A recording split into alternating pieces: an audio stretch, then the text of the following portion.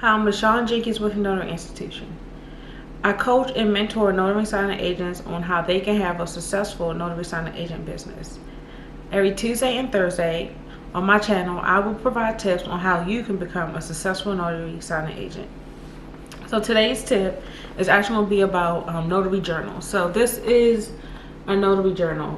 The notary journal is used to record all type of notarial acts that you actually are witnessing.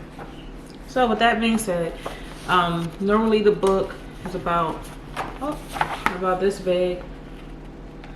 It's pretty big. I mean, it's pretty long, but there's certain things that when you're filling out this journal that you want to make sure that you include when filling it out. So the first thing is you always want to include the notarization date. You want to write down the date that you actually notarize that document.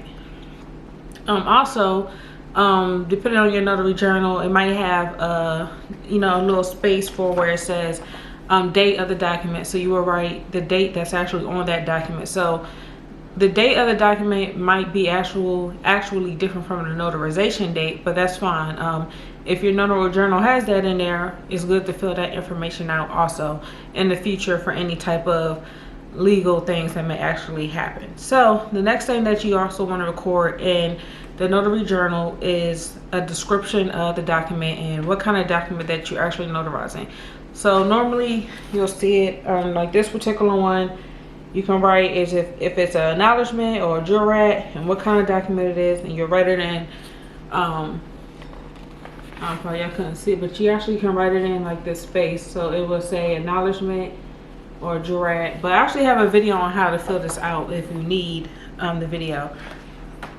So, but that's where you will write that, and then also you'll write any type of additional information in that block. You can sometimes write if there's somebody else's name on there or any type of additional information.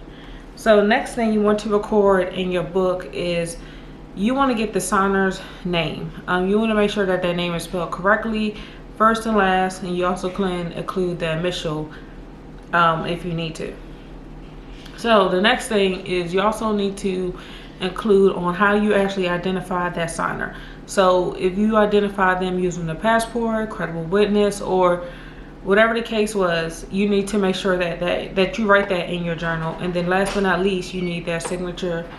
And also you need, some states require you to have the thumbprint. But you also have to look at your state laws to see if it require you to use the thumbprint.